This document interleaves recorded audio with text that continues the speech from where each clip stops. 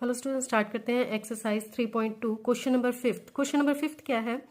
Is it possible to have a regular polygon with measure of each exterior angle as 22 degree.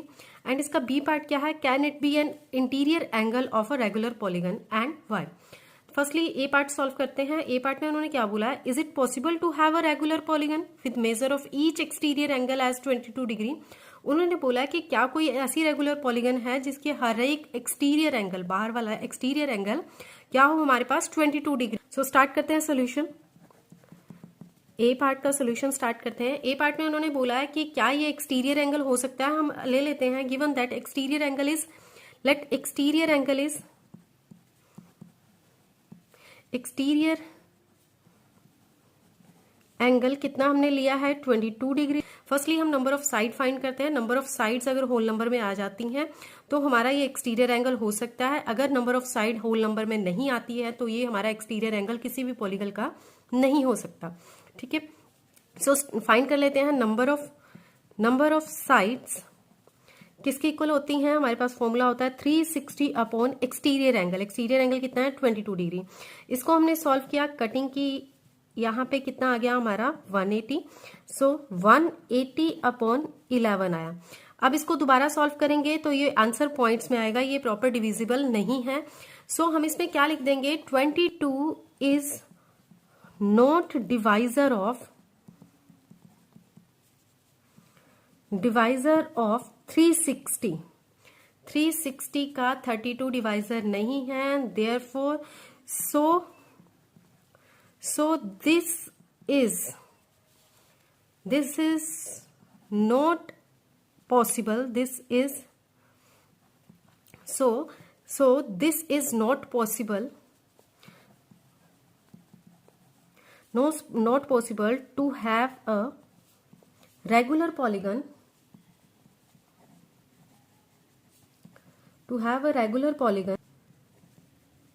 with each of its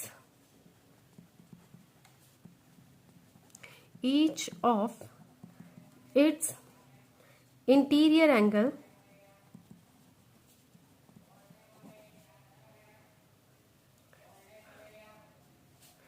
equals to 22 degree. Now start करते हैं B part, इसी question का B part. Can it be an interior angle of regular polygon. क्या ये interior angle हो सकता है regular polygon का? सो इसको सॉल्व कर लेते हैं। सबसे पहले इसको मान लेते हैं कि ये इंटीरियर एंगल है। बी पार्ट स्टार्ट किया हमने, let interior angle equals to 22 degree. ठीक है, अब इसमें हम सबसे पहले हम एक्सटीरियर एंगल फाइंड कर लेते हैं, जिससे हम नंबर ऑफ साइड, फिर से वैसे ही मेथड अप्लाई करेंगे। अगर नंबर ऑफ साइड्स हमारी होल नंबर आ गई, प्रॉपर डिविजिबल हो गई, तो हमारा ये क्या हो जाएगा? इंटीरियर एंगल बन जाएगा, अदरवाइज नहीं बनेगा। सो हम इसके लिए सबसे पहले एक्सटीरियर एंगल निकाल लेते हैं, क्योंकि नंबर ऑफ साइड्स का जो हम फॉर्मूला अप्लाई करते हैं वो एक्सटीरियर एंगल पे होता है। तो सबसे पहले हम एक्सटीरियर एंगल फाइंड कर लेते हैं, क्योंकि उन्होंने क्वेश्चन किसके लिए पूछा? सेम डिजिट के लिए पूछा, दैट इज सेम एंगल के लिए पूछा है। उन्होंने पूछा can it be an interior angle of regular polygon. उन्होंने बोला है 22 डिग्री के बारे में ही बोला है। पहले तो 22 डिग्री के बारे में ये बोला था, क्या ये एक्सटीरियर एंगल हो सकता है किसी पॉलीगन का। उसके बाद क्या पूछा गया है कि क्या ये इंटीरियर एंगल हो सकता है किसी रेगुलर पॉलीगन का। सो हम इसको लेके चल रहे हैं कि ये इंटीरियर एंगल है।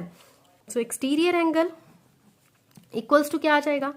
एक्सटीरियर एंगल हम कैसे फाइंड करते हैं? 180 में से माइनस करके, 180 माइनस 22 डिग्री कर रहे हैं तो हमारे पास आ गया 158। ठीक है, 158 डिग्री आ गया है। So number of side find कर लेते हैं। नंबर ऑफ साइड्स क्या आ जाएगा? Formula 360 upon exterior angle, that is 158 degree. ठीक है, इसको सॉल्व करते हैं, कटिंग करते हैं, तो हमारे पास आंसर कितना आ रहा है? 79 यहाँ पे आ जाएगा। और इसको कट करके आ रहा है 180, that is 180 upon 79। 158 is not a divisor of 360, को प्रॉपर डिविजिबल नहीं हो पा रहा है। सो हम इसको क्या लिख देंगे यहाँ पे? Therefore again 22 degree is not an interior angle of a regular polygon.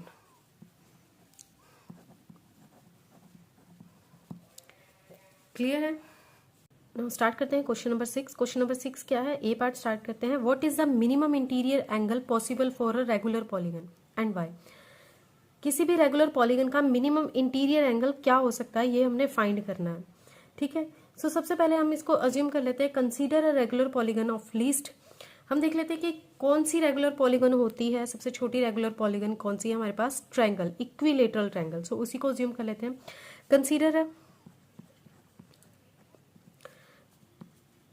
Consider a regular polygon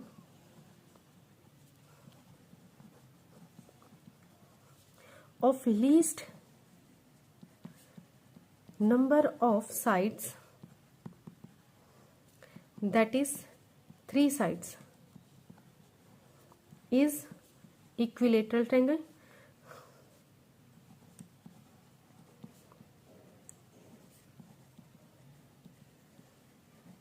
least number of sides वाली हमने एक ट्रायंगल ले ली है, कौन सी ली है, इक्विलेटरल ट्रायंगल हमने ले लिया है। Let each angle equals to, किसके इक्वल है, x डिग्री के इक्वल। हमने एक इक्विलेटरल ट्रायंगल ली है, इस तरीके से इक्विलेटरल ट्रायंगल ले ली है जिसके हर एक एंगल्स की मेजरमेंट क्या है, x डिग्री। ठीक है, ये हर एक एंगल है x डिग्री। अब हमने x की ही वैल्यू फाइंड करना है, जिससे हमें पता लग जाएगा कि मिनिमम एंगल कितना होता है। सो हम क्या करते हैं, x की वैल्यू फाइंड करने के लिए हम तीनों एंगल्स को angle sum property of triangle apply करेंगे। x plus x plus x equals to किसके होता है, 180 डिग्री के। ठीक है, यहाँ पे कितना आ गया, 3x equals to 180 degree and x की वैल्यू कितनी आ गई हमारे पास, 180/3 दैट इज 60 डिग्री। ठीक है, यहाँ पे हमारे पास x आ गया है 60 डिग्री, ये हो गया हमारे पास minimum possible angle for a regular polygon. किसी भी रेगुलर पॉलीगन का मिनिमम एंगल कितना हो सकता है, 60 डिग्री। अब हमसे बी पार्ट में क्या पूछा गया है, what is the maximum exterior angle possible for a regular polygon. अब हमें ये पता करना है कि किसी भी रेगुलर पॉलीगन का मैक्सिमम एक्सटीरियर एंगल कितना होगा। ठीक है, हमारे पास क्या आ चुका है, मिनिमम इंटीरियर एंगल आ चुका है। अब हम मैक्सिमम एक्सटीरियर एंगल कैसे फाइंड करते हैं, सो मैक्सिमम एक्सटीरियर